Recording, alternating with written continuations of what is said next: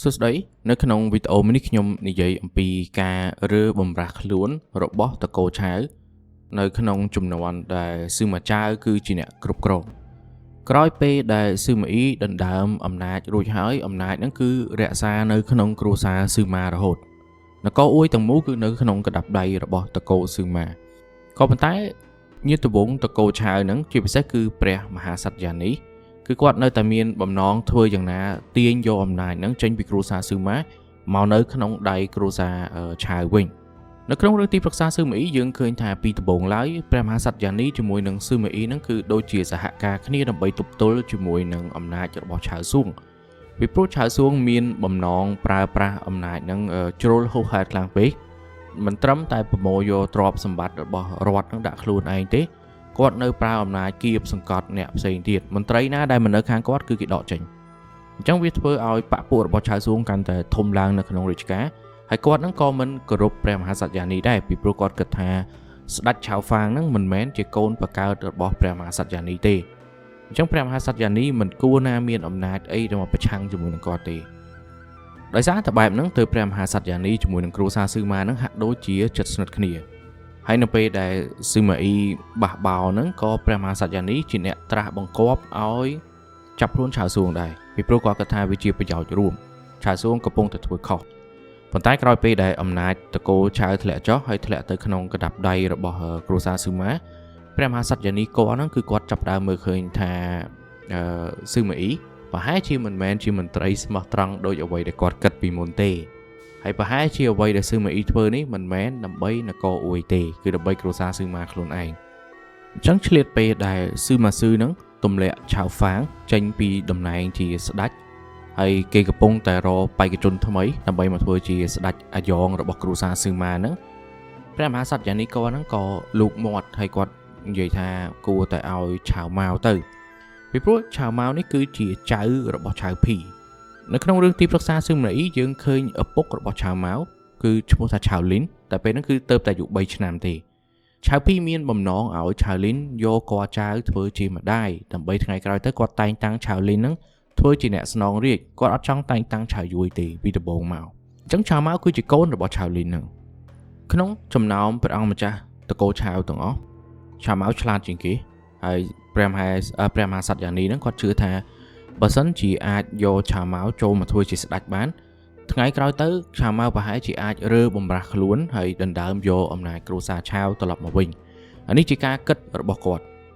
មើលឃើញឆៅម៉ាវគឺជាឱកាសចុងក្រោយហើយពីព្រោះបើសិនជា2ជំនាន់ហើយនៅតែដណ្ដើមអំណាចមកវិញអត់បានទៀតគឺចប់ហើយគ្រួសារស៊ឺម៉ាគេត្រៀមឡើងធ្វើស្ដេចហើយខ្ញុំអត់ដឹងថាព្រះមហាក្សត្រយ៉ានីហ្នឹងគាត់បានផ្ញើសម្បត្តិឬក៏បញ្ជូនអ្នកនាំសារឲ្យទៅនិយាយជាមួយនឹងឆៅម៉ាវឬអត់ទេពីព្រោះនៅពេលដែលស៊ឺម៉ាស៊ឺយល់ព្រមហើយគឺគេក៏ហៅឆៅម៉ាវចូលរាជវាំងភ្លាមដើម្បីរៀបចំតែងតាំងពិធីធ្វើជាស្ដេចថ្មីនៅពេលដែលឆៅម៉ាវចូលមកដល់រាជវាំងពេលហ្នឹងគឺគាត់អាយុ13ឆ្នាំស៊ឺម៉ាស៊ឺចង់ទាមទារត្រាស្ដេចពីព្រះមហាក្សត្រយ៉ានីហើយទុកឲ្យគាត់ជាអ្នកយកទៅឲ្យឆៅម៉ាវ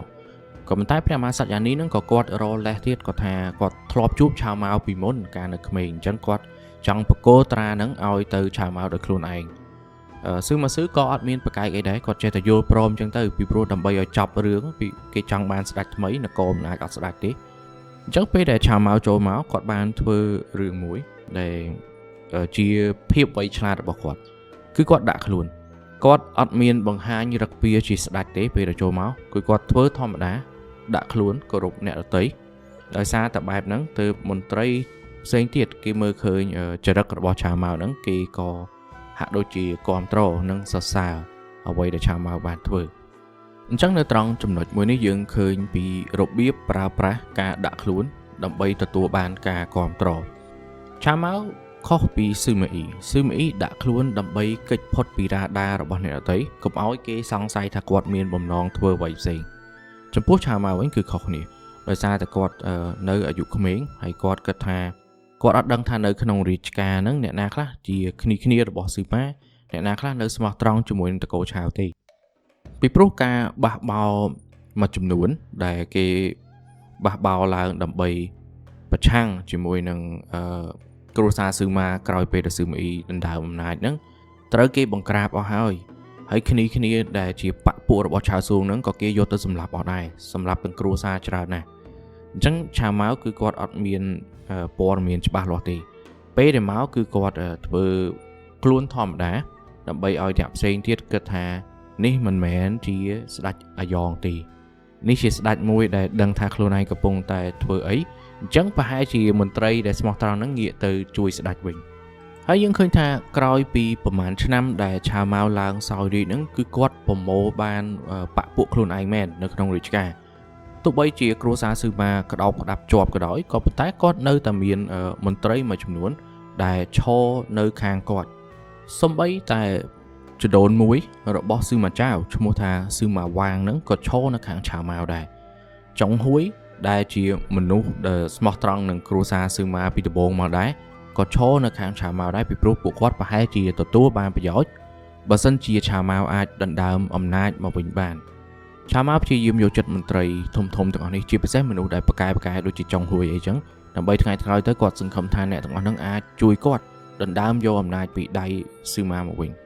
ឧទាហរណ៍មួយដូចជាស៊ឺម៉ាវ៉ាងដែលជាតកូលស៊ឺម៉ាមែនក៏ប៉ុន្តែគាត់នៅក្នុងចំណោមមន្ត្រីដែលជិតដិតនឹងស្ដេចដែរឆាវម៉ៅតែងតែមានការប្រជុំដែលជាការជជែកពិភាក្សាគ្នាតាក់ទងជាមួយនឹងអក្សរសាស្ត្រ